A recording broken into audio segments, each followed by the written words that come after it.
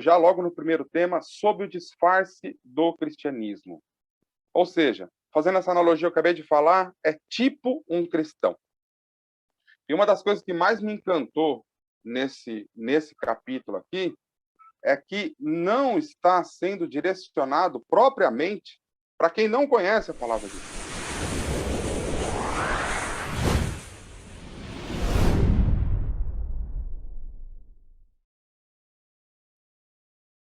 8h15, os demais pedidos eu vou deixar para o final, já demos uns 15 minutos, até demais aí. Eu vou entregar a palavra ao nosso palestrante, ele era para estar aqui semana passada, mas o Márcio trocou com ele, e Deus sabe o que faz, né? Porque Márcio chegou aqui com um tema que a gente ficou encantado também. Olha só, Amém. Rodolfo Basso é especialista em gestão estratégica, formado pelo Centro Universitário Ítalo-Brasileiro, é casado com Cláudia Basso, tem um filho, Rodolfo Cunha Basso, é professor na área de negócios e trabalha com vendas há 20 anos. Rodolfo Basso também é palestrante, trade marketing e mentor em vendas e atua há mais de 15 anos treinando e desenvolvendo pessoas para o mercado competitivo. Ele é adventista de berço, atuou até 2009 na liderança jovem e atualmente na música. Atua na sonoplastia, né, Rodolfo? Sim, E também. além de ser palestrante de vendas, é um exímio pregador, porque já me falaram. Queridos, Amém. que Deus te abençoe, que Deus possa usá-lo nesse momento para a gente atingir o maior número de pessoas, tá bom? É com você agora. Amém. Tá certo. É um grande prazer estar aqui com vocês. Culpa do Márcio, qualquer coisa ele está aí, é só chamá-lo. Mas tenho certeza que Deus vai estar conosco e todo erro seja acreditado a mim, porque a palavra de Deus não erra. Vamos orar? Pai do céu, muito obrigado, Senhor, pelo privilégio de estarmos aqui no pequeno grupo. Sabemos que a tecnologia hoje tem sido usada para coisas muito ruins, mas o Senhor é o dono de todas as coisas e conseguimos fazer essa reunião maravilhosa. E quem sabe se não fosse a tecnologia, não estaríamos aqui hoje conversando entre irmãos em Ti. Senhor, aqui foram feitos vários pedidos. O Senhor sabe o coração de cada um, o Senhor sabe a necessidade de cada um, Senhor. Temos aqui família lutada, temos aqui gente que está passando problema por causa da chuva, temos aqui inúmeros problemas, Senhor. Que o Senhor possa agir no coração de cada um.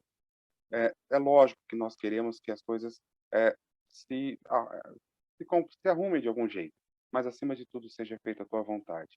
Abençoe a mim também, abençoe a minha família. O Senhor sabe algumas dificuldades que estamos passando, mas o Senhor está acima de tudo. Que o Senhor seja o nosso sentido, que o Senhor seja o nosso guia, que o Senhor seja a nossa luz. É isso que peço e agradeço em teu nome, Jesus. Amém. Hoje ficamos com Quero dizer mais uma vez, quero reiterar mais uma vez que estou muito feliz de estar aqui. Tive a oportunidade de assistir, o Márcio mandou o link para a nossa família, mandou para mim, mandou no grupo da nossa família também. Eu entrei, assisti algumas vezes, não consegui assistir nenhuma vez inteira ainda, mas gostei bastante, bastante mesmo, e é um grande privilégio poder dividir com vocês um assunto tão importante. Hoje vamos falar sobre os enganos satânicos dos últimos dias.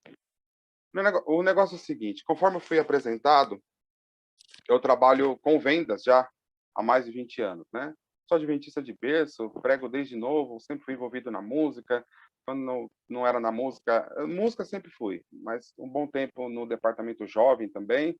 Só que chega uma hora que a gente deixa de ser jovem, por mais que queira continuar querendo ser jovem, a gente deixa de ser, né? Outros assumem. Mas tem departamentos que eu realmente gosto de participar, como, por exemplo, a música, a sonoplastia, sempre foi o meu forte, digamos assim. E aí, na minha profissão, vendas, um período muito curto da minha vida, eu não trabalhei com vendas, e uma das definições, se vocês quiserem depois, pode jogar no dicionário, uma das definições que tem no dicionário a respeito de vendas é transferência da posse ou do direito sobre alguma coisa. Vendas é isso. A gente transfere a posse ou o direito sobre alguma coisa. E como não transferir essa situação para os dias de hoje, né? Eu trabalho com um mercado bem competitivo mesmo, tanto na parte de representação comercial, quanto na parte de palestrante. Aonde a gente, por exemplo, não tem um palestrante, nós temos tipo um palestrante. Então, não é um treinamento de venda, é tipo um treinamento de venda. Nós não temos um brinde, eu trabalho com brindes promocionais, né, na representação comercial, então não então vamos pegar um exemplo, uma garrafa. Não é uma garrafa térmica, é uma garrafa tipo térmica, ou seja, tipo térmica não é térmica, né?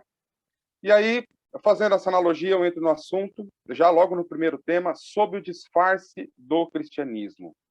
Ou seja, fazendo essa analogia, eu acabei de falar, é tipo um cristão. É tipo um cristão. E uma das coisas que mais me encantou nesse capítulo aqui é que não está sendo direcionado propriamente para quem não conhece a palavra de Deus. Não está sendo direcionado. Esse capítulo, ele também é, lógico, afinal de contas, a nossa missão, foi nos dada essa missão, foi nos conferidos talentos para isso, né?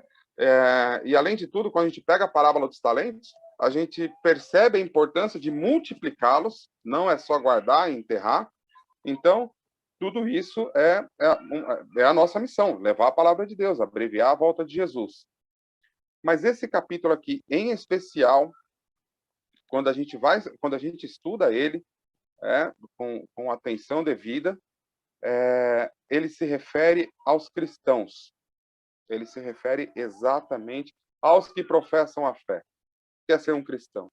É ser um seguidor de Cristo, né?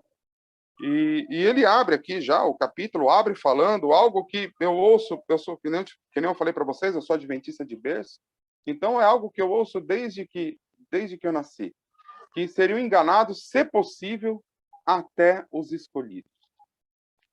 Se possível, até os eleitos, até os escolhidos, aí depende da versão que cada um tem aí. Mas é isso.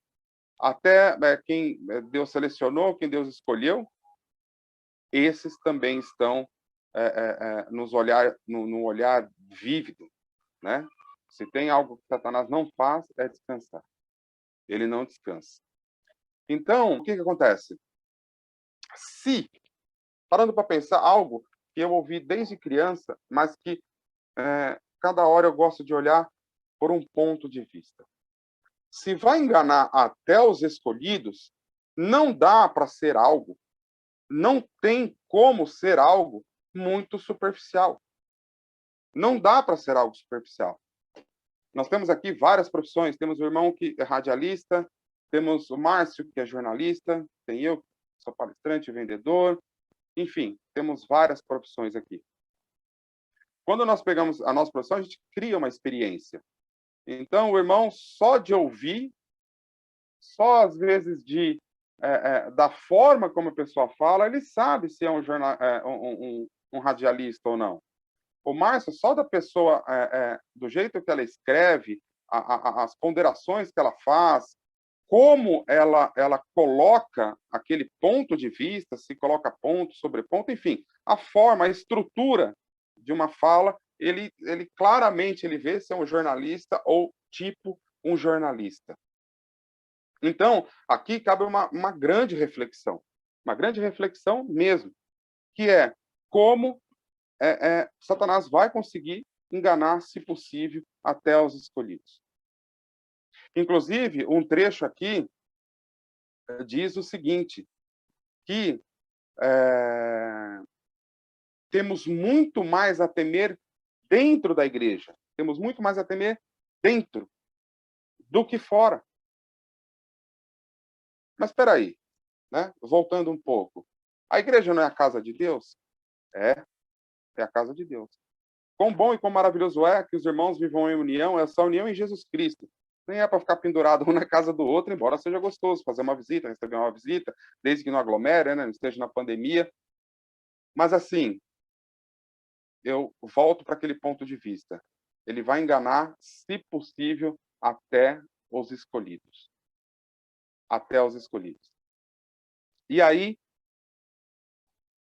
imagina uma pessoa com tanta experiência, com anos de leitura da Bíblia, um adventista, um cristão de berço, alguém que professa sua fé. Vamos pegar, não está aqui, mas nós podemos pegar, sim, o exemplo do jovem rico.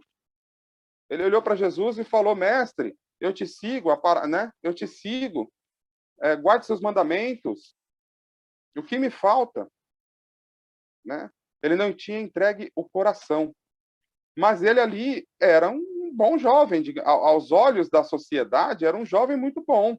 Tenho certeza absoluta que uma mãe, que a filha estivesse andando com aquele jovem, seria a mãe ou os pais até incentivariam aquele jovem, falando: olha, esse jovem aí, ele vai à igreja, ele guarda as leis de Deus, ele guarda os mandamentos, ele não, né, tem uma conduta íntegra.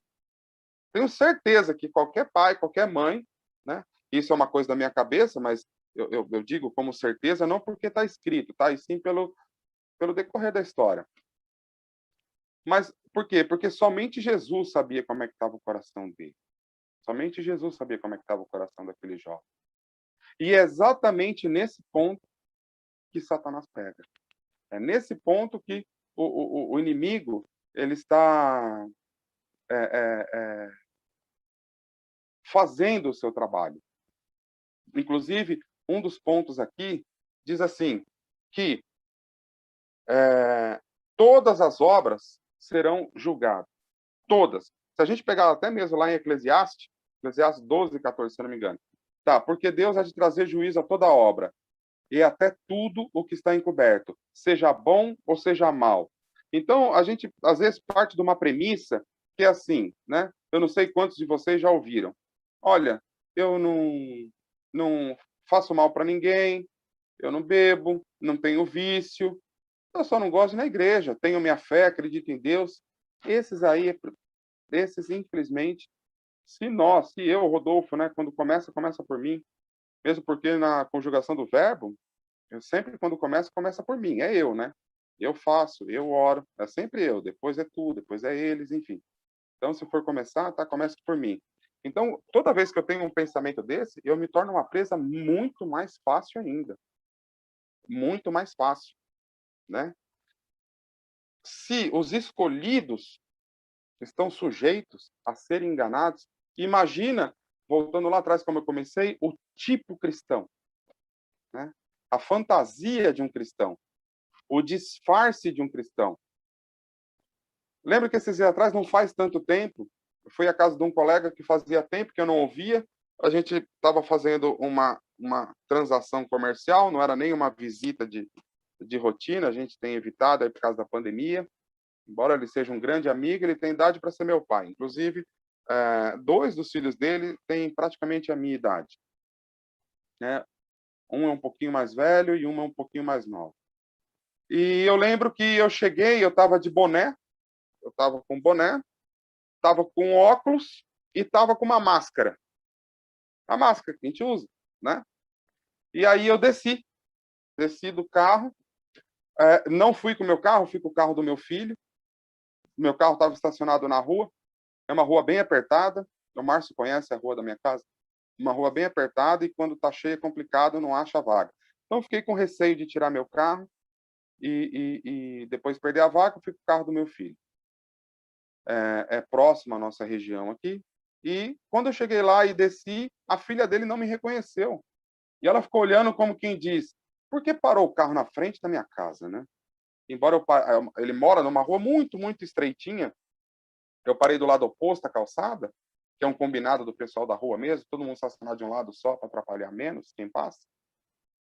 E eu desci de máscara, óculos escuros, fazia um tempo que ela não me via, andei engordando um bocado. E o que eu quero dizer com isso? Aí eu falei o nome dela, ela olhou para mim, aí eu fui andando na direção dela, falou: ah, Rodolfo. Eu falei assim, eu. Aí tirei o óculos, mas não estava de óculos nem de boné para me esconder, nem para me fantasiar. O que eu quero dizer? Pelo meu jeito de andar, ela reconheceu quem eu era. Pelo meu jeito de andar. Então, só que enquanto eu estava, né, com aquele disfarce que não era proposital, ela não me reconheceu. Ela me reconheceu pelo meu jeito. E aí eu quero fazer uma reflexão com vocês hoje. Como é que está o meu jeito, né? Como está o meu jeito? Por mais que eu esteja de alguma forma física diferente, ou por mais que tenha mudado de emprego, que tenha mudado algo em mim, como está o meu eu de verdade? Como tem me reconhecido? Qual o motivo que as pessoas têm me reconhecido? Eu fiz essa analogia, lógico, ela me reconheceu pelo meu jeito de andar. Mas o que eu quero dizer? Será que as pessoas me reconhecem como um cristão ou tipo um cristão? E mais do que tudo isso, eu quero deixar um pensamento mais importante ainda. Não é o que as pessoas vão pensar. Eu quero deixar o pensamento de como está a minha intimidade com Deus. Como está a minha intimidade com Deus? Porque tem algo muito claro nesse capítulo também. E tem algo muito claro quando diz que, se possível, até os escolhidos. Que é a, a, a mentira vai se aproximar da verdade de uma forma tal, mas de uma forma tal, que se a nossa fé não tiver realmente calcada em Deus, vai ter muita gente caindo. E eu não quero ser um deles. E tem até tem até um dos tópicos aqui, seguindo, né, um dos tópicos aqui, diz, até mesmo na igreja adventista, né? Até mesmo na igreja do advento. Embora eu tenha até uma ressalva, mas isso é algo meu, e que baseado na Bíblia, né? A Bíblia fala o meu povo, aquele que se chama pelo meu nome. Inclusive, é de se observar, inclusive, aqui é observado a questão de que, estando na igreja ou não, tem muita gente sincera, né? Tem muita gente sincera. E vai chegar o momento, que a gente vai falar um pouquinho mais para frente, vai chegar esse momento em que vai ter essa diferenciação, né? De quem? Do meu povo, do povo meu, né? Eu lembro que, durante um tempo, eu fiz carro por aplicativo. Fiz carro por aplicativo. Me cadastrei na Uber, me cadastrei na 99 e fui fazer carro de aplicativo. E aos sábados eu saía à noite, depois do pôr do sol, né? Trabalhava sábado à noite. Não é nenhum exemplo de temperança, mas trabalhava sábado à noite. E daí dormia, a hora que eu acordava no domingo, não colocava o celular para despertar nada, mas o horário que eu acordava no domingo eu saía, né? Inclusive o Márcio acompanhou essa rotina durante um bom tempo. Então é assim, eu lembro que um deles questionou, né? Falou assim: "Que folga, começou a trabalhar agora, tal, isso e aquilo, você prefere à noite?" Outro resolveu responder por mim. Quando eu fui abrir minha boca, outro eh, respondeu por mim. Falou assim: "Não, ele sábado ele não trabalha." Aí eu falei: "Sou adventista do sétimo dia, eu guardo sábado, acredito", né. Ali eu aproveitei para falar sobre o sábado. E, eu moro próximo a Morumbi, divisa com Vila Andrade. Vila Andrade era uma vila tímida, tudo, começou a ter esses empreendimentos muito grandes, de prédios enormes. Então, Vila Andrade não é um Morumbi, mas acabou virando uma região nobre, sim. Então, a saída de quem morava aqui pela região, a saída era basicamente ali. Então, a gente deixava para ligar o aplicativo ali, porque geralmente saía boas corridas para o aeroporto, corridas para o centro, né? Ali saía menos corrida para os bairros. E quem faz carro de aplicativo sabe, os bairros é bastante combustível, é buraco, enfim. Mas essa não é a questão. A questão é que um deles comentou: "Ah, tem uma que é comunidade, não é igreja." Enfim, é uma comunidade que tem ali próximo à Vila Andrade, mas que leva o nome de outro bairro, leva o nome do bairro principal, que eu já falei aqui agora há pouco. E um deles falou assim: "Ah, direto eu pego gente e deixo ali, é verdade, sábado ali lota, tal, isso, aquilo, tal." Na hora eu pensei comigo, né, e olha, gente, eu não estou condenando não, tá, não estou criticando ninguém. O intuito, jamais, eu nem gosto de sermão, palestra ou qualquer coisa do gênero que seja chicote, não gosto. Eu gosto que a gente reflita junto, que a gente pense junto. Por mais que eu esteja ministrando agora, nesse momento, o culto, mas que a gente possa refletir. Ellen White já deixou o conselho para a gente, que é que tenha a igreja nos bairros e que a gente frequente as igrejas do bairro. Por quê? É pecado numa igreja em outro bairro? Não, não é pecado. A Bíblia não diz que é pecado. Pecado é transgressão da lei. Mas o porquê que sempre tem que... Eu quero que sempre tenha alguém pecando para eu poder guardar a minha fé. E isso realmente eu não acho justo. Voltando à história, vocês vão entender, um deles falou assim, exatamente essa observação. Eles estavam falando bem até da igreja. Que o pessoal é educado, isso e aquilo, tal, que conhecia, se era, como leva o nome comunidade, se era da mesma instituição. Outros fizeram a observação que conhecia, até por ter ido, e que era bem mais flexível que era a igreja, por isso era o nome comunidade, e perguntou, então, por que eu não passava a frequentar essa comunidade, porque era mais flexível da igreja que eu frequento. Não era para ter essa diferença, mas alguém encontrou essa diferença. E ali a gente continuou conversando um pouco, até que um deles falou assim, exatamente isso. Eu falei, mas peraí, então quer dizer que eu preciso levantar da minha casa, eu preciso, né, ir para o inferno, ele usou esse termo, eu preciso ir para o inferno para que vocês possam assistir o culto de vocês bonitinho? Na verdade, ele falou missa, mas é remetindo ao culto. E isso me deixou sem graça. Me deixou sem graça. Confesso que me deixou sem graça. Por que eu preciso pegar um Uber para ir até a igreja? Por que eu preciso chamar um carro de aplicativo para ir até a igreja? Para quê? Não tem nenhuma igreja próxima à minha casa? Por que eu preciso abastecer ao sábado? Eu preciso que tenha um frentista trabalhando? Né? Então, assim, a nossa preparação para o céu e a nossa preparação para todos esses eventos que vêm, e não só esse que a gente está estudando hoje, para todos os eventos, sobretudo do fim, toda essa preparação, toda essa questão, ela precisa de preparação. Como? Comunhão, né?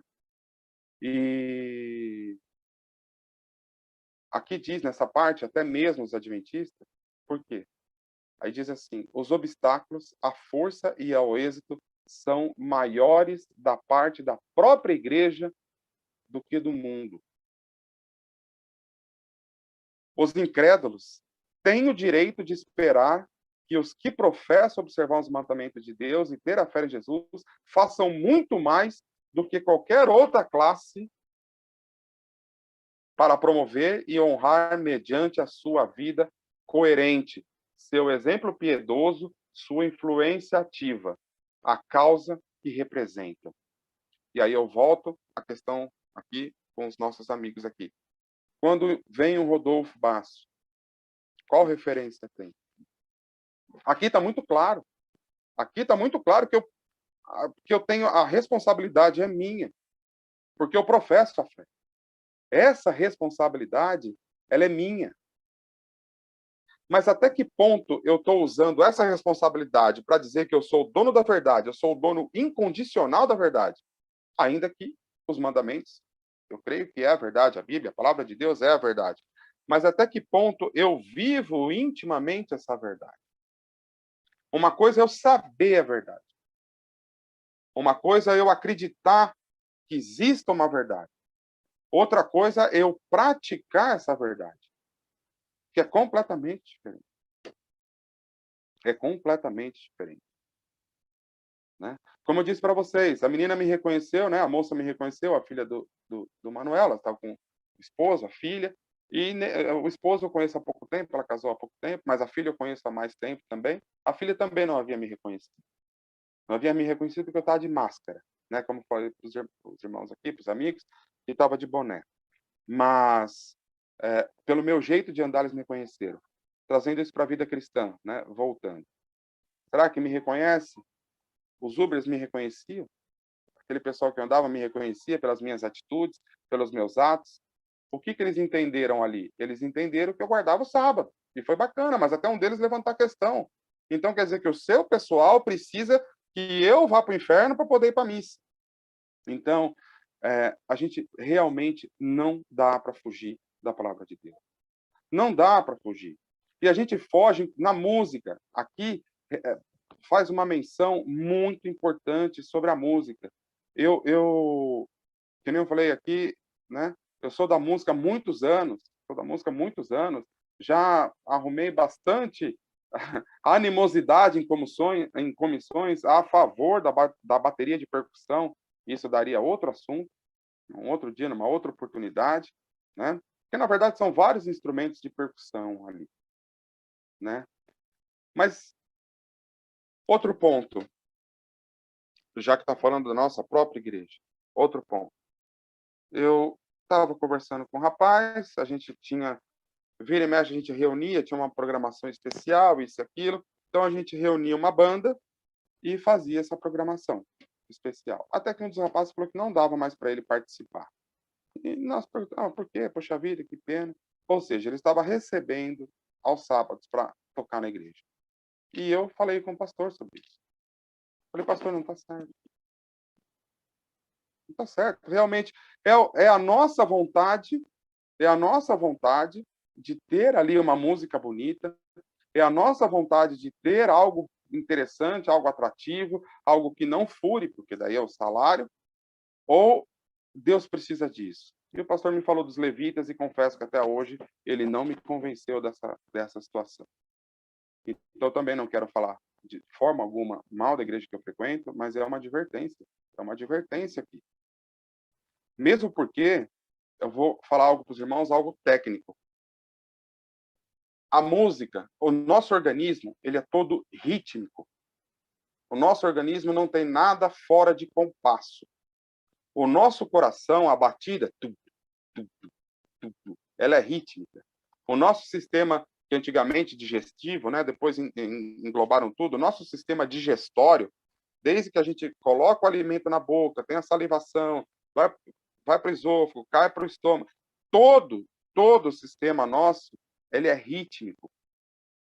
O nosso pensamento, ele é rítmico, ele tem uma cadência. Quando eu pego um instrumento, e aí por isso que eu falava a favor da bateria de percussão, porque não é só a bateria de percussão, quando a gente consegue fazer isso com qualquer instrumento, então está muito mais na questão da forma com que toca, né? Como é que fala? Respeito com o que toca, né? Do que propriamente o instrumento que toca. Então, quando eu coloco, uma questão técnica, quando eu coloco qualquer instrumento, lógico que com a bateria é mais fácil, eu sei disso, mas quando eu coloco qualquer instrumento em contratempo, tocando muito em contratempo, ou até mesmo cantando, dá para cantar no contratempo, dá para cantar com compasso quebrado. O que acontece? O meu cérebro, ele demora para entender aquilo. Por quê? Porque o nosso organismo, ele é rítmico, ele é compassado. E aí eu perco o discernimento do sim, do não, certo, errado, do que eu estou de fato fazendo. Se eu estou louvando ou se eu estou, o que fala aqui, entrando em estado de êxtase. De êxtase. Quantas vezes a gente passa em frente a várias igrejas, várias, não quero citar o nome de nenhuma, e nós vemos aquela música muito alta e o pessoal ali se sentindo fervoroso, tudo. E eu quero dizer uma coisa para vocês essa noite, de forma técnica também. Uma coisa é eu me sentir emocionado, é eu me sentir em êxtase. Outra coisa é eu me sentir em comunhão. E muitas vezes, e isso é coisa de Satanás mesmo, faz parte do plano dele, muitas vezes eu confundo o êxtase com a questão, confundo a emoção com a questão da razão, do real motivo que eu estou ali louvando, do real motivo daquele louvor. A música, ela é importantíssima. Eu não estou dizendo que a música não é importante, a música faz parte, precisa da música, a música faz parte. Agora, a grande questão é, eu estou fazendo algo para o meu gosto ou estou fazendo algo para adoração? Gente, isso tudo, inclusive aqui fala, uma balbúrdia do barulho choca os sentidos e perverte aquilo que, se devidamente dirigido, seria uma bênção. Aquele instrumento ensurdecedor, aquela nota cantada que, em vez de você fazer um acorde, você quer passar por todas as notas no acorde, também conhecida como melismas. Melisma é pecado, meus irmãos? Não, não é pecado. Reitero que pecado é transgressão da lei. E voltando para a história do jovem rico, aonde está o meu coração? Aonde está o meu coração? Quando eu pergunto, eu reitero que pergunto sempre para mim. Aonde está o meu coração? Porque todas essas coisas, o que eu estou fazendo? Eu estou permitindo que a mentira se misture com a verdade. E uma mentira dita repetidas vezes, torna-se uma verdade. E eu quero deixar algo aqui para vocês pensarem também. Não existe maneira errada de fazer a coisa certa.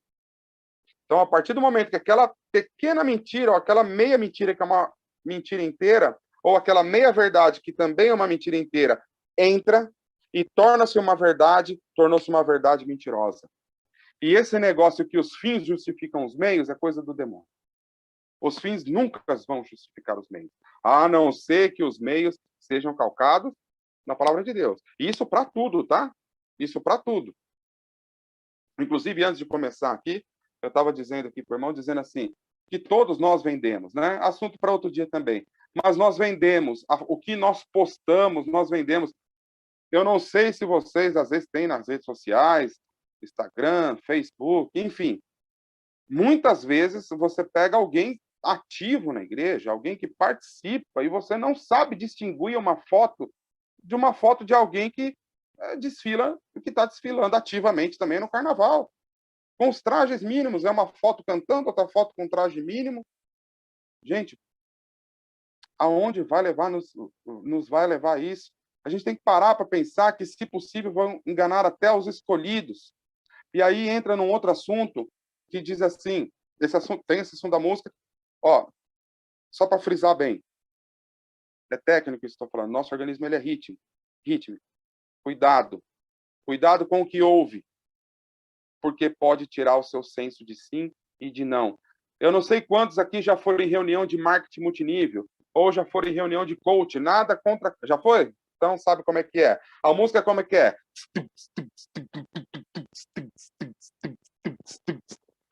Coach, nada contra coach, gente. Nada contra coach. Tenho amigos coach, excelentes profissionais, que levam a profissão a sério. Mas qual é o tipo de música que eles usam? Eu uso sempre aquelas batidas, contratempo, sempre o dance, aquelas batidas ensurdecedoras na cabeça. Ellen White chama isso de carnaval. Por que tem que usar esse tipo de música? Porque ela mexe com o emocional. No marketing multinível, por quê? Porque tem que te tirar a razão do sim e do não. Você tem que pegar aqueles 20 mil que você está guardando na poupança, aqueles 20 mil da família, escondido da sua esposa, escondido do seu marido, chegar lá e dar aquele dinheiro inteiro. E depois vem o arrependimento. Eu conheço um casal assim, quase se separaram. Um casal queridíssimo para mim. Queridíssimo. Olha aí, a verdade vai se aproximar da mentira e, se possível, enganar até os escolhidos. Esse amigo meu é um amigo, sim. Ancião da igreja, não quero condenar. Quantos nós não caímos? Mas ele fez escondido da esposa. No momento que eu percebi aquilo, eu falei assim, eu estou fora disso, eu não posso participar disso. Falei, para você estar fazendo isso escondido da sua esposa, é porque não está certo. E na ocasião eu lembro quanto ele deu. Isso, gente, eu estou falando de 2009. Pensa no dinheiro que é. 14 mil reais. Poxa lá se o prejuízo seja apenas financeiro, né? Se o prejuízo seja apenas financeiro. E aí a gente fala também em o falso dom de línguas, né? Falar em língua. A Bíblia, não existe relato de que algum anjo, e que alguém tenha ouvido a voz de Deus, ouvido algum recado de Deus, ouvido alguma instrução dos anjos que fosse em outra língua. Toda vez que Deus, ou os anjos, precisou falar com alguém na terra, a gente pode pegar o exemplo da história de Jó, que foram anjos até lá, falaram na linguagem que Jó entenderia. falaram na linguagem que Jó entenderia, mas a gente pode dizer, isso está muito claro na minha mente. Isso está muito claro. Oh, poxa vida, sou Rodolfo, adventista de berço. Meu avô completou aí, agora dia 29, graças a Deus, 98 anos, já está com a cabeça bem atrapalhada, né? Já tomaram a segunda dose da vacina, estão bem. Inclusive, meu avô, com 98 anos, teve Covid e ficou assintomático. 98 anos. E então nós tivemos ali um aniversário, meio que à distância ali, mas né, ele não reconheceu, infelizmente, naquele dia ele não reconheceu ninguém. Mas nós reconhecemos ele. Mas até o último resquício de memória que meu avô teve, né, antes de a cabeça dele começar a pifar, até o último resquício de memória que ele teve foi pregando a palavra de Deus. Então a gente fala, como é que o neto do seu Hugo, filho da Marilu, meu pai não está na igreja, mas meu pai cresceu na igreja, meu pai, enfim, como que alguém vai cair num conto desse? De falar em línguas. Mas veja bem, olha só, como é forte. O fanatismo, a exaltação, os cultos ruidosos têm sido considerados dons postos na igreja de Deus. Os cultos o quê? Ruidosos. Quando aqui fala em falar em línguas, não é também no sentido literal do termo, mas não é só no sentido literal. É no sentido desses cultos ruidosos, onde eu preciso usar gritaria, onde eu preciso usar as músicas de carnaval, onde eu preciso usar de artifícios que não elevam em nada a fé, a não ser mexer com a emoção. A pessoa se emociona, a pessoa chora. Haja vista que a gente, às vezes, ouve uma música em outro idioma que não conhece e aquela música emociona. Poxa vida, que humildade, como eu não posso ser humilde e entender que Satanás vai usar e já está usando todos os recursos possíveis e imagináveis. E que, porque eu sou adventista de berço, eu não vou ser enganado, eu não vou ser ludibriado com a questão do dom de línguas. Que eu não vou ser ludibriado com a questão importante que aborda aqui também, que é falar com o morto. Gente, olha, a Bíblia fala que os últimos acontecimentos serão rápidos. Mas eu não sei quantos aqui já ouviram dos pais ou dos avós. Eu confesso que já ouvi bastante, sobretudo da minha avó, faleceu em 2006. Falava, hino de antigamente sim, que era hino, né? Hoje em dia não tem hino mais de verdade. E aí eu lembro que ela cantava um hino na qual eu gosto muito. Que tempo já faz e não falas com Deus. E eu acho esse hino lindo. Mas quando a gente pega a estrutura harmônica desse hino, é uma música romântica. Então eu não vou mais ouvir o hino, não, gente. Não estou falando nada disso. Não é para deixar de ouvir o hino. É um hino lindo.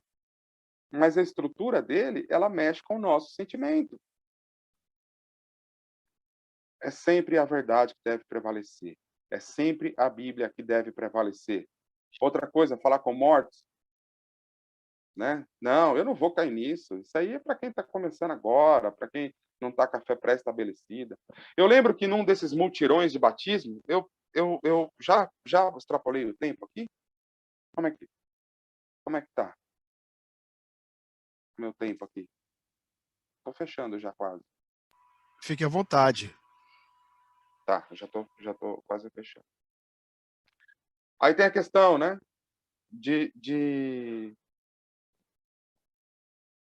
Da questão de falar com mortos, né? Eu lembro que quando num desses multirões de batismo, né? Batizavam um montão, né? Aquele evento lindo, tal. Eu lembro que meu avô se afeiçoou, as pessoas se afeiçoavam, ele também, minha avó já tinha falecido, e era um casal que meu avô gostava, uma família que meu avô gostava demais. E aí esse rapaz, já batizado nas águas, tudo, olhou para o meu avô e falou assim, ele chamava meu avô de vô também, né? Vô, ainda bem que a avó tá olhando pela gente, né? E aí meu avô falou assim, não. Sentou com ele com toda a calma do mundo, com toda a paciência, sem condenação. Meu avô sabia como é que eram esses mutirões de batismo, enfim. E ali teve a oportunidade de pregar a palavra para ele e explicar quando a gente morre. Mas quantos não lembram a história de Saul? Quando Samuel morreu e ele queria ter a bênção de Samuel. Ele queria que Samuel desse uma direção para ele. Essa história está em 1 Samuel 28, né? 1 Samuel 28. Depois os irmãos podem ler. Inclusive, a própria feiticeira que foi arrumada temeu pela vida quando viu que o rei era Saul. E eu não sei se os irmãos lembram como é que Saul saiu para ver aquela mulher. Ele saiu em disfarce. Ele saiu disfarçado. Ele não teve nem a coragem. Eu vou dizer assim, ele não foi nem homem o suficiente, não foi capaz o suficiente de sair realmente como um rei Saul. Ele saiu sob o disfarce. Sob o disfarce.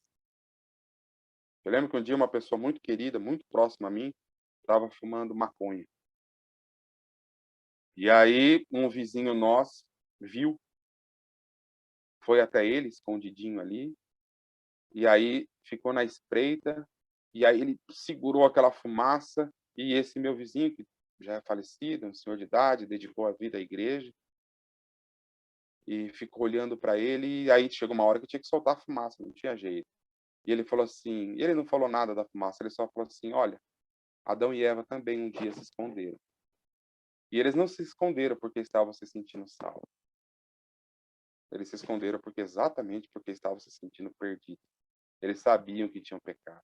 Eles sabiam que tinham abrido mão, né, da vida eterna. Eles sabiam. E é por isso que eles se esconderam. Essa pessoa muito querida a mim, até hoje, infelizmente, não voltou, conhece a igreja, eu tenho fé que um dia vai voltar. Mas assim, querido, Saul saiu em disfarce. Ele saiu disfarçado, né? Até mesmo, lógico, não vamos eliminar essa ideia e nem vamos também querer achar coisa, só explorar um lado. Ele era um rei, né? Ele não podia ser visto assim também dessa forma. Mas ele saiu em disfarce, afinal, no outro dia ele ia para uma guerra. E ele ia para a guerra como Saul. Quantas e quantas vezes depois que minha avó morreu, eu não sonhei com ela. Inclusive tem um pastor, também não vou falar de que igreja que é, mas virou meio que modinha, né? Abrir caixa de pergunta no Instagram e o pastor responde em rios ali, né? Mas é de várias denominações. Só que tem um que é de uma igreja que tem nos Estados Unidos, tem aqui uma igreja que está crescendo muito, inclusive, né? Crescendo bastante. Que às vezes eu até vejo umas respostas dele, né? Acho até engraçado algumas respostas dele. E aí perguntaram para ele esses atrás, né? Sobre a questão de falar com alguém que morreu. E aí ele falou, gente, vocês não são crente, não. Pode estar me perguntando isso, vocês não são crente, não. Uma das perguntas que veio na sequência foi a respeito da carne de porco, por exemplo. Perguntaram para ele também sobre sábado. Ele fala, gente, esquece, eu não estou no Velho Testamento. O Velho Testamento já foi, né? Ora, ele inclusive até brincou, né? Foi uma brincadeira. Toma um sonrisal e come essa costelinha de porco. Olha aí, a verdade sempre se aproximando da mentira. Seja, a gente pode numerar aqui, seja na música, seja no culto, seja na maneira de me vestir, seja na maneira de me comportar, seja na maneira que eu me relaciono com as pessoas. Esses dias atrás tinha uma pergunta lá para ele. Pastor, meu marido é ministro na igreja, é diácono na igreja, era ministro, diácono, alguma coisa assim, mas em casa ele me bate. Ele falou, chama a polícia. Foi o conselho que esse pastor deu. Mas olha só quantas confusões, quanta coisa Satanás tem implementado. Olha, eu dei o exemplo da minha avó lá atrás, onde as coisas nunca pararam de acontecer, mas os últimos acontecimentos eram rápidos. Hoje em dia, meu corpo é minhas regras. Eu estive em Foz do Iguaçu e aí um dos dias, lá no Catra de Foz do Iguaçu, um dos dias apareceu um pastor e ele estava me contando que teve um movimento na igreja adventista, um movimento na escola adventista. E uma das filhas de um dos pastores encabeçavam a hashtag. Qual era a hashtag? Vai ter shortinho, sim. Filha do pastor encabeçava. Por quê? Porque a escola não queria liberar o shortinho, mas vocês sabem que estilo que é o shortinho. E levantar essa hashtag. Vai ter shortinho, sim. A gente poderia ficar aqui a noite inteira dando vários exemplos de como Satanás é ardiloso. Mas, sobretudo, Quando precisa, ele usa a Bíblia. Quando precisa, ele usa a Bíblia. Meu corpo, minhas regras. Lá na igreja que eu frequento mesmo, tem um grupinho lá que é Meu Corpo, Minhas Regras, feministas. O ano passado, eu ouvi um sermão feminista. Alguém ali... você é contra o movimento feminista? Eu sou contra qualquer movimento que afaste da Bíblia. Seja movimento feminista, seja movimento capitalista, seja movimento... Qualquer movimento que afaste da Bíblia, esse movimento não serve para eu praticar. Tá? Por isso que eu falei isso. E esse movimento defende meu corpo, minhas regras. E quando começar a realizar os milagres? Porque é isso que Deus vai fazer. Satanás vai fazer. E ainda existe uma grande questão, que aqui é narrado dessa forma. Quero ler para vocês. Cenas assombrosas com as quais Satanás está intimamente ligado terão lugar em breve. A palavra de Deus declarará que Satanás operará milagres, fará com que as pessoas fiquem doentes e depois, de repente, removerá delas o seu poder satânico. Serão consideradas, então, como curadas. Isso já acontece hoje em dia ou não? Só que existe uma outra questão também. Uma outra questão. Ao passo que a mentira vai se aproximando da verdade e vai criando essa cegueira, e as coisas vão indo, por mais que a gente saiba que é errado, acaba não chocando mais. Tem até um escritor, se eu não me engano, é Marx, eu não sei se é Lênin, se é Marx, que fala assim: uma morte é uma tragédia, 1000 mortes é uma estatística. Então, eu não sei quantos lembram a primeira pessoa que morreu por Covid no Brasil, oficialmente. Estava lá em todas as manchetes. Folha de São Paulo, Globo.com, o UOL estava lá. Primeira morte por Covid. Foi uma das mortes que mais impactou. Por quê? Porque foi a primeira. Hoje a gente já passou de quantas? De 400 mil mortes. 400 mil pessoas morreram. E parece, né? Lógico, as famílias que estão enlutadas estão sofrendo, lógico que estão. E tão pouco corroboram com essa questão de que vira estatística. O que eu quero dizer é que vai se normalizando ao ponto do que aqueles Ubers falaram para mim. Não parece que são da igreja. Pessoal bonito, né? Embora se autodenomine como comunidade. Rodolfo, faz o seguinte, passa para esse lugar aí, que a gente leva o pessoal, porque lá é menos rígido do que da onde você vai. Por quê? Porque tem esse rapaz que eu falei para vocês, que parou de tocar com a nossa banda, porque estava sendo pago para tocar o sábado. Satanás, meus queridos, para fechar aqui, ele virá para enganar. De novo, reitero aqui, isso está aqui no capítulo inteiro, pelo menos umas 4 vezes. Se possível, os próprios escolhidos. E vai ter um dado momento que me arrepia inteiro quando eu leio sobre isso, quando eu ouço, quando estudo sobre isso. E ele vai imitar Jesus. Eu não sei quanto se lembra da história de Abraão. Abraão estava acostumado a receber os anjos na tenda. E naquele dia que veio a ordem para matar Abraão, Abraão foi estar lá e não encontrou nenhum anjo.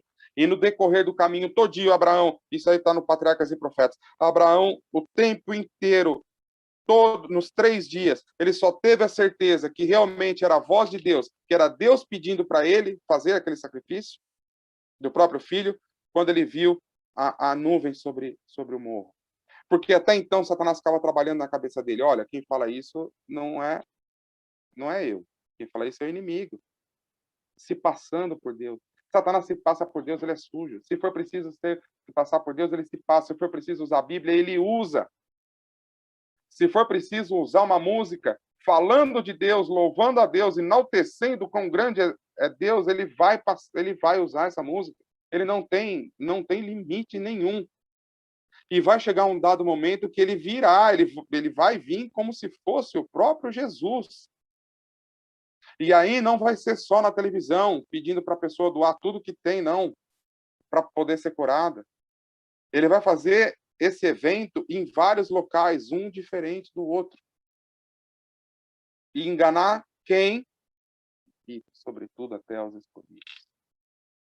Sobretudo, até os escolhidos.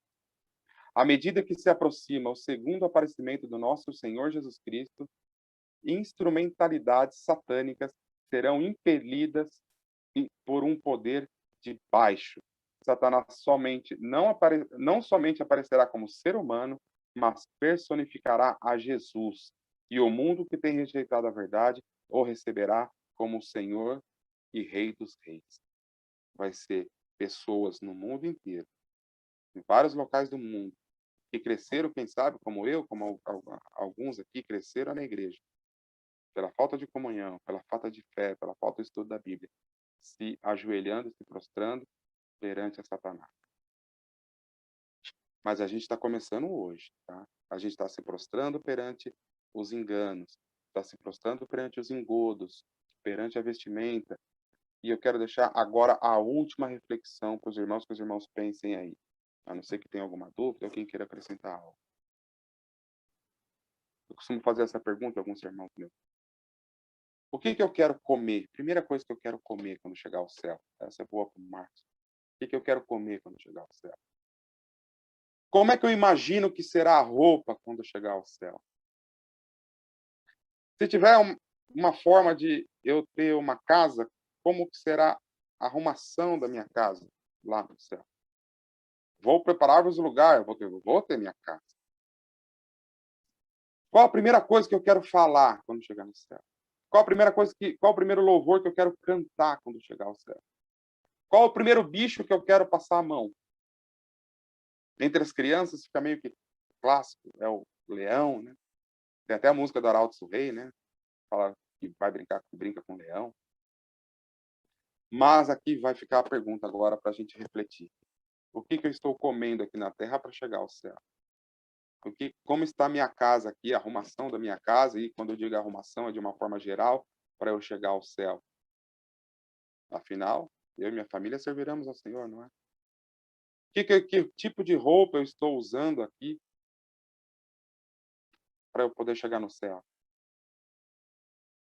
Que tipo de louvor eu estou cantando aqui para poder ter oportunidade de chegar ao céu e cantar um louvor? O que eu tenho conversado com Jesus aqui para ter a primeira coisa para falar com Jesus quando chegar ao céu? Satanás ele vai enganar, já está enganando e vai ser daí para pior. Vai ser daí para pior. E uma coisa, meus irmãos, é saber que vai acontecer. Outra coisa é passar pelo acontecimento. Nós sabíamos que minha avó morreria de câncer em questão de dias. Outra coisa foi passar pela morte dela. É diferente. A gente sabe que vai acontecer porque já está acontecendo. Outra coisa é quando acontecer.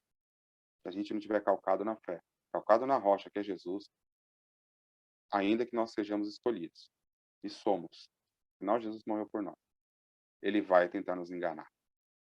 Tá certo? Que Deus vos bendiga a todos.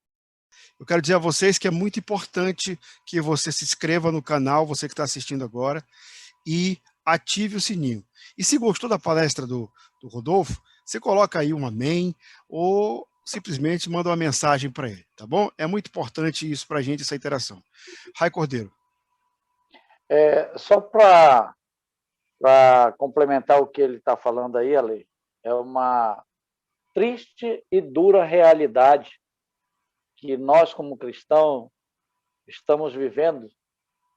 Não é de hoje, não. O mundo entrar na igreja, o engano, os engodos de Satanás entrando dentro da igreja, não é de hoje que a gente tem presenciado isso. Eu lembro que em 1982, quando eu entrei na igreja, eu já escutava as pregações e as mensagens do Espírito de Profecia, quando ela falava que quando o mundo começar a entrar dentro da igreja, vigiai e orai, porque a vossa redenção se aproxima. E as pessoas estão introduzindo o mundo dentro da igreja sem perceberem. E eu lembro disso. Eu via algumas músicas sendo cantadas dentro da igreja em forma de hino. Existe uma grande questão, só complementando o que o irmão falou, que é assim, a igreja, o mundo e a igreja. Sempre precisou existir uma diferença. Tem usos e costumes que vão mudando. A época da minha avó, a época da minha mãe, mulher não usava calça comprida, não podia usar cabelo curto. Algumas coisas vão mudando, usos e costumes vão mudando, mas a distância precisa ser estabelecida. E Satanás está sendo tão ardiloso que ele está encurtando ao ponto de a gente não discernir mais um cristão de alguém que não professa a fé em Cristo. Não dá para generalizar, claro. Não há mais Rosângela. diferença entre o mundo e a igreja. Verdade. Até nos louvores, que a gente não chama mais louvores, são músicas. Não existe mais diferença no vestir, no se comportar, não. Os próprios jovens dizem que as jovens do mundo se comportam melhores do que então, na Verdade, igreja. irmão. Mas, irmã, existe uma grande questão. Existe nós que estamos aqui estudando a palavra de Deus. E a missão de pregar o evangelho, ela é nossa. Então, hoje as coisas estão realmente difíceis mesmo. Eu não generalizei a música, tá? Eu continuo envolvido na música, eu gosto de música, mas também precisa estudar. Quando a gente vai fazer uma pregação, a gente precisa ler o texto, precisa estudar o que vai pregar, não é? Quando a irmã vai fazer um pão para dar para alguma visita, para dar para alguém, precisa ter a receita, colocar os ingredientes certos. A música não é diferente. A música é a mesma coisa. Precisa estudar. A Bíblia fala sobre a música. Ellen White dá conselhos fantásticos sobre a música. Só que é um departamento que a gente esquece um pouco de ler e fica tipo um cristão nesse departamento. Mas não está generalizada a música. E assim, ainda existem pessoas que querem. É muito claro, né? Nessa leitura está muito claro de que essa mensagem somos para nós cristãos, são para nós, e que Satanás, se ele precisar usar um pastor, ele vai usar. Se ele precisar usar, né? A Bíblia fala de tamanho de roupa, a Bíblia não fala tamanho, a Bíblia fala de decência. Decência, exatamente. A nudez do homem é para mulher. Hoje em dia, o homem também usa tanquinho, não é? Isso não virou só uma coisa, algo de mulher, não. Fica mostrando tanquinho bombado para as meninas nas redes sociais, as mulheres mostrando intimidade. A intimidade da mulher é só para o marido. A intimidade do marido é só para a esposa. Isso requer um quê? Um casamento, um relacionamento de casamento, né? De casal. E, assim, a Bíblia fala sobre todos os assuntos e todos estão atuais. É isso que a gente precisa realmente vigiar. Porque, se possível, ele vai usar pastor, ele vai usar ancião, ele vai usar irmã. Inclusive, a Ellen White aconselhou as mulheres, na época dela, que tivesse mais mulheres na área da saúde para poder atender mais mulheres, para as mulheres não precisarem passar com homens. Embora o homem é um médico, um profissional, não estou condenando isso, mas é conselho da senhora White, que as mulheres se envolvessem mais na área da saúde, para quando precisasse mostrar sua intimidade, não mostrasse para outro homem. Olha só o tamanho da importância, né? E tinha um pastor amigo meu que ele falava o seguinte, eu achava interessante que ele falava, e isso gravou na minha cabeça para sempre. Ele falava, porque a gente não pode ser pedra de tropeço. A pessoa está mostrando. Se eu olhei, eu pequei, lógico, mas a gente não deve servir. É preferível que amarre um paralelepípedo ao pescoço e se atire ao mar do que servir de pedra de tropeço, né? Ou, sobretudo, enganar os pequeninos também. Mas aí o que ele falava era o seguinte: vamos supor que alguém passou, dando exemplo, que nem eu falei, começa por mim, né? E eu olhei, e alguém passou de forma se insinuando, e eu olhei. Eu pequei naquele momento e fui para o meu afazer, fui para minha casa, fui para outro lugar. Aquela pessoa que continua daquela forma, e vários vão olhando, ela está pecando o dia inteiro. Enquanto ela não tirar aquela roupa, ela é coparticipante daquele pecado, né? Então, ou seja, o que esse pastor brinca? Ele falava em tom de brincadeira, mas assim, isso ficou na minha cabeça, ele explicou de uma forma lúdica, né? Ele explicou de uma forma lúdica. Que quem está mostrando, o rapaz mostrando aquele tanquinho bombado, a menina passou, olhou, ela pecou uma vez. Aquele rapaz, enquanto tiver menina se sentindo atraída para aquele tanquinho que ele está fazendo questão de mostrar, também está pecando. Mas é assim, essas coisas causam tristeza, né? Causam indignação, perplexidade, né? O que o irmão falou, né? O pastor batendo um bumbum, imagina, não só a fala, mas nem é postura de um pregador, quanto mais de um pastor. No púlpito, hein? no púlpito, imagina. Mas assim, isso vai acontecer pior, vai acontecer milagres, homens fazendo milagres, homens fazendo, sabe, tudo sendo engodo de Satanás. Então, isso deixa a gente triste, mas também acende o alerta para nós vigiarmos, porque senão a gente pode... A fraqueza deles é mostrar algo que nem o pastor falou, né? Algo bonito que tem, a nossa fraqueza pode ser outra. Exatamente. Eu quero chamar a Mônica Venâncio aqui, para saber quem vem na próxima segunda-feira. Próxima segunda-feira volta a Juliana. A Juliana Dalma vai voltar trazendo o assunto sobre a sacudidura. Quinta-feira, o Péricles também vai trazer um assunto que está dentro do nosso contexto. Ele vai falar sobre o milênio. Os convidados dele são o pastor Gilson Barbosa e o pastor Hébio Soares. Então, quinta-feira, 20 horas, imperdível os programas do Péricles. Vou a bola para você, para que você faça a oração final. Tá ótimo. Vamos orar. Para nós que estás no céu, Senhor, mais uma vez somos gratos por termos tido a oportunidade de poder aprender um pouco mais de Ti. Que o Senhor possa atuar em nossos corações, Senhor, que possamos amar mais e julgar menos, porém, acima de tudo, estarmos calcados em Ti, Senhor. Afinal, Noé salvou ele e a família. Amém. Então, eu quero dizer, em nome de cada família aqui representada hoje, que eu e minha casa serviremos a Ti, ó Pai. Amém. Eu e minha casa queremos ser frutos de Ti, Senhor. Amém. E esses enganos que, independente se nós queiramos ou não, eles virão, mas que nós possamos estar preparados para não cair nesses engodos preparados por Satanás. Queremos estar no céu contigo, Senhor. Queremos um reavivamento na nossa forma de falar, da nossa forma de vestir, da nossa forma de nos alimentar, da nossa forma... Queremos uma restauração, Senhor. Só não queremos ficar fora do céu. Afinal, foi pago com o seu sangue. E é lá a nossa moradia. Esse mundo é só uma passagem, Senhor. Oremos também pelos nossos irmãos aqui. Vimos hoje uma mensagem fantástica, uma mensagem inspiradora, direcionada a nós. Amém. A responsabilidade que nós temos em sermos seus instrumentos. E nos colocamos, Adão. Que a nossa oração seja, Senhor, eis-me aqui, envia-me a mim. Envia-me a mim. Que cada um possa ser a oração de cada um essa noite. Eis-me aqui. Amém. Em teu nome, Jesus, que clamo. Amém.